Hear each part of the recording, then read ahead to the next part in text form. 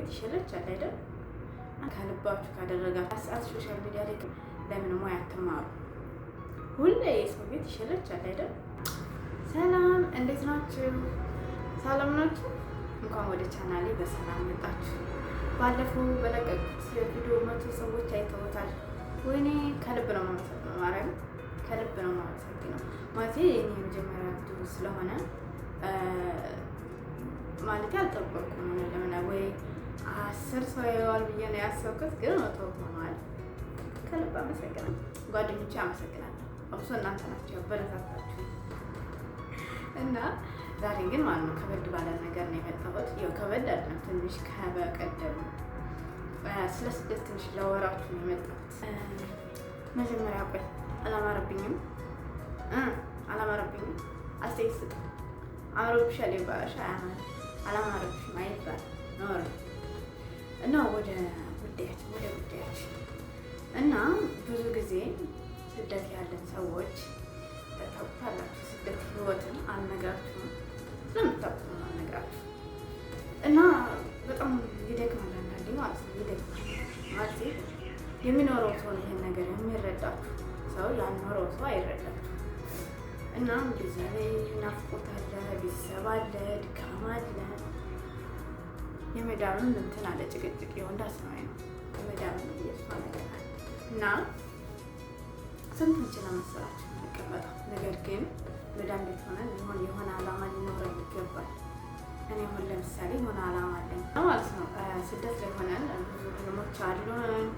ህልም አለኝ እኔ ለምሳሌ ህልም አለኝ። ምን መሰላችሁ ህልሜ ዲዛይን የመሆኑን ነው። አንዳንድ ዲዛይን እሰራለሁ። ለምሳሌ ስራ ምናምን ጨርሼ ዲዛይን ስላለሁ ብዙም ባይሆንም እና እሱን የማሳካት ህልም አለ። ልጆቻችን ግን መዳም ቤት ሆነ ምንም ህልም የለንም። ስራ እንሰራለን፣ የመዳምን ስራ እንሰራለን፣ ግን በዛው ሶሻል ሚዲያ ላይ ተጠቅመን ጊዜያችንን እናቃጥለዋለን። ግን እንደዛ ከሚሆን ማለት የምንችለውን የሆነ ብዙዎቻችን አሁን አንዳንዶቻችን ከገጠር የመጣን ለምሳሌ ፀጉር ስራ እንሰራለን፣ ሌላም ስፌት መስፋት እንችላለን። የሆነ ሸማኔ የሚችሉ ከሆነ ለምንድን ነው የማሰሩ? ስራ ነው። ምን አስጨነቃችሁ? እና እንደዚህ አይነት ብትሞክሩ አሁን ለምሳሌ ፀጉር ስራ ቢሆን ሺእን ላይ ያለላችሁ የሆነ አሸንጓሊት ማለት ነው። እሱን አቅሳችሁ መለማመድ ትችላላችሁ እናንተ ፍላጎቱ ካላችሁ። ፍላጎቱ ግን ይኖራችሁ ማለት ነው። ፍላጎት ካለው ሰው ምንም ነገር ማድረግ ይችላል። ለምሳሌ አትዋሹ፣ ጊዜ አላችሁ ማለት ብዙ ጊዜ ላይኖራችሁ ይችላል። ግን እናንተ ከልባችሁ ካደረጋችሁ የሌላችሁ ሊኖር ይችላሉ። በእርግጥ እኔ ሁሉ ላይ መፍረድ አልችልም። ግን የሌላችሁ ያላችሁ ሰዎች ቁጭ ብላችሁ 24 ሰዓት ሶሻል ሚዲያ ላይ ከምታፈጡ እና ደግሞ የሰው ታብታብ እያደረጋችሁ ከምትሆኑ ለምን እንደዛ አይነት ወይ ተወገፋቱ ወይም ለምን ሙያ አትማሩ? ሁሌ የሰው ቤት ይሸለቻል አይደል?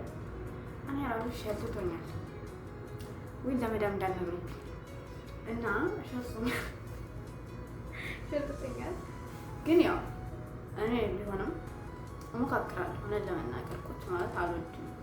ብዙ ጊዜ ከመቀመጥ ይልቅ ስራ ነው ደስ የሚለኝ። ለመናገር ተናድጄ እንኳን ስራ ብሰራ ነው የሚሻለኝ። እረፍት ካሉኝ ስራ ብሰራ ነው የሚሻለኝ። እረፍትም አይደለም እና የስራ ሰው ነኝ ለማለት ነው። ምናውቅ አስብለሽ አኝኪብን ዶክተር ማስቲካ እያነኩ ነው። ያው የኔና ማስቲካ ተገናኝተን እና ቡና ግን ዛሬ ቡና የለም። እውነቴን ነው የምነግራችሁ። እና በቃ ይሄን ነው።